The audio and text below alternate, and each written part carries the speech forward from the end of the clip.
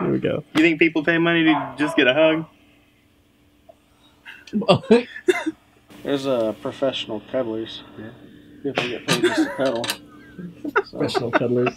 that's a thing. I mean, it's like it's a form of prostitution if you think about it. Yeah. It is. I was just thinking, like, you know, Selling yourself. Like, if you haven't seen your grandma in a while, just send her a hug. With somebody else, you send some guy to Just come over there and hug Yeah, but someone. you send like a look-alike or No, just hey, hey, your grandson's thinking about you.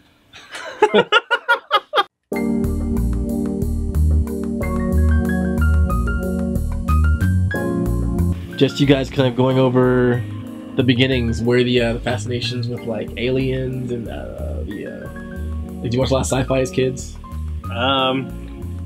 There was a strange, I don't know if it was a ritual or what, but we would go to church on Wednesday nights and eat dinner and go to like a children's church thing, and then we come home from church and watch Unsolved Mysteries and Quantum Leap.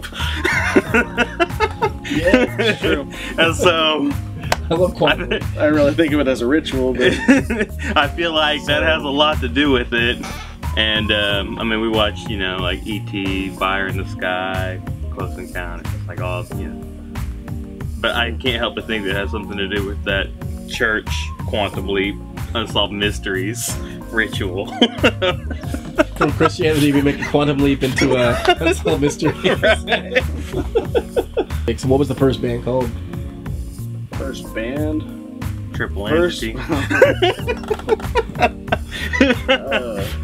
Well, you want to take it back there, yeah. Trying to find something to be cool in high school because, you know, we were kind of the lower level of the school outcasts. What school is this? Rogers. Rogers. Yeah. 02 for me. 2000. 2000 for me. Yeah. So, yeah, I mean, this was a very different Rogers. Like, it was pretty rough. Back before the turn. I don't know if was there a turn? Yeah, I think it's a college prep school now. But were you guys in band in high school? No. I took band in middle school. I played saxophone for 3 years, and then went to Rogers. I was like, there's no way I'm going to walk around with a band instrument. I'm already dodging ass whoopings by being 125 pounds with a bowl cut. I don't need a saxophone to prompt more of that. That's the thing, we never like actually did any music. Yeah, it was all a embodiment of this thing. But it was this entity for a non-entity. We would basically just write raps. Never got recorded because nobody had the capabilities at the time. You didn't have Fruity Loops at the time? No Fruity Loops? No, this was pre-Fruity Loops. This was like... Yeah, he got on Fruity Loops in, I think, 2005. No, it was 2004. It was before that, like right after high school. Fruity Loops was kind of like the start. Yeah. Because we didn't have actual instruments. Then once we got... we got a keyboard. Yeah, as a matter of fact, I was living in Santa Fe, New Mexico, and went to a music store and bought a Korg Triton for $1,000. No idea how to play the piano. I was like, I'm gonna drop a G on it, and then I was like, well, now I gotta learn how to play music because I just spent $1,000. And so yeah, I came back.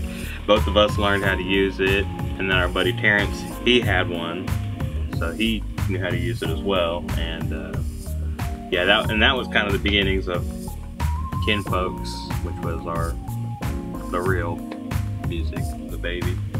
What year was Kinfolks? Kinfolks and Company? Yeah, I think 2006. That's whenever we started.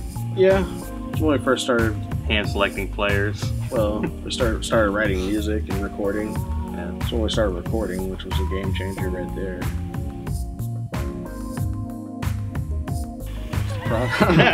Is there a Are we allowed to say that on camera? Oh yeah. Cause like is this gonna be incriminating?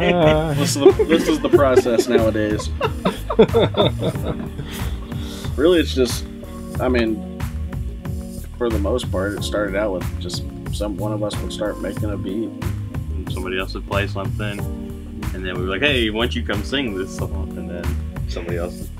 It became a formula after a while. Like, okay, I'm gonna lay this down, then you come do this, and you do this, and you do this, and you do this. sometimes we would just sit around and drink and smoke and just talk about our day, and then somebody would say something and be like, oh, that's awesome, let's make a song out of that.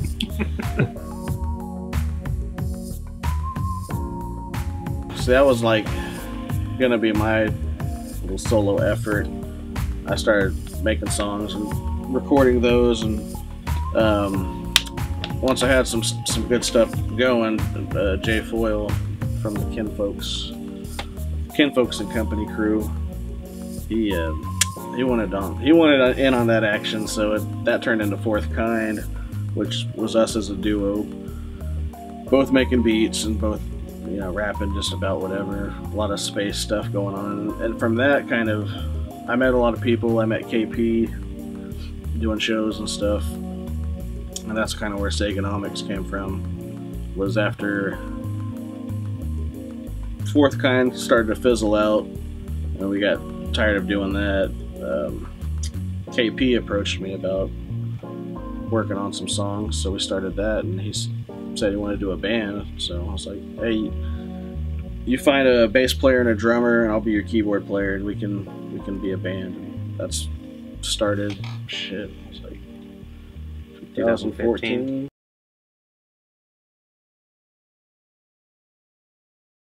So the salsa came from, I was staying with my sister at the time, and you know, I really love Mexican food, and so I'd go in the fridge and there'd be like a paste salsa, and I said, nah, I can't do this paste salsa. And so I started just kind of experimenting, because I like restaurant style salsa, but it's kind of hit and miss when you go to a store. So I would make it, people would come over and just eat all of it. So I was like, well, you know, I could probably sell this. You know, I would sell jars of salsa, and I was like, well, I mean, I do graphic design, so I should probably brand it. So I was trying to come up with a name. I started working on my face as a pepper, and my son actually came up with the name Pepper Dads, because he looked at it and he said Pepper Dad, and I was like, that's pretty funny. And spent like the entire rest of the night next day trying to come up with a name for it, and I was like, Pepper Dad. It works. It works. It works. Like Yeah, this is a logo I made. It's Skunk Ape. That's the name of the.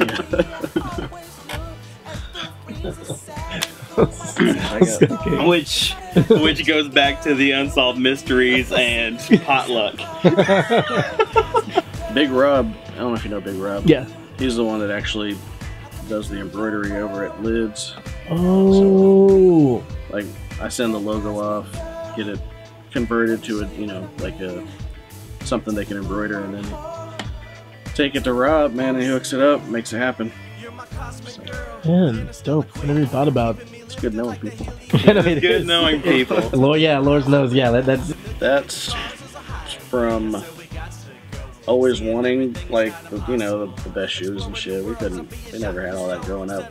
We had some nice kicks, but you know, we weren't rich, and you know, we wanted to be different too. So it was like, how can we make something cool? And that turned into, well, shit, when we do art, we paint, we do a little bit of everything. Why don't we just apply that to shoes, since we have a love for shoes? Being sneakerhead. Well, is it a love or an addiction? The first time I saw him wear a pair of painted shoes, and it was real, like, basic. I think he did like army fatigues around part of it, and then had his rap name at the time, Crazy J, on the side, and I was like, Crazy J. Bringing Crazy J out of the grave. You want to go there? We don't need to go there. We don't need to go there. Ripsta, Tennessee the Don. Bringing up all those skeletons. What the fuck is a Don? I don't know. Why were you the Don? Because nobody else was. I was the Don of all the outcast kids on the first floor at Rogers. He had that on a shoe, and I was like, oh, that's cool. Where did you get that done at? He's like, oh, I painted it. I was like, what do you mean? Like, we can do that? And so, first run, actually the first pair of shoes I had painted was a pair of Air Force Ones. He painted one, I painted the other one, Bob Marley, like two totally completely different designs with model paint, and I wore them for about a week and it all just started coming off. Oh no. Yeah. And then we found out there's a process. Pretty sure every single one of our passions in life and talents and side hustles started off with, let me try this out. We'll see if I can. And I did. I mean, you gotta learn to fly somehow. Right. Yes. Let me try this out. Yo. All right, thank you guys so much for watching. This project means a lot to me. The whole point of And Then the Art is to showcase and promote local artists here in Tulsa, Oklahoma. I've said it once, I've said it 1,000 times. Tulsa is just this hub. It's this endless scape of talented people, and over the next couple of years I want to use my platform to be able to showcase these amazing people. We got a lot of great artists coming up very much. Be sure to like, subscribe, and share, and definitely look up the artists you've seen in this very video. They are great friends of mine, wonderful, talented people, and I cannot wait to explore the rest. So thanks for watching on SCTV. I'll catch you next time.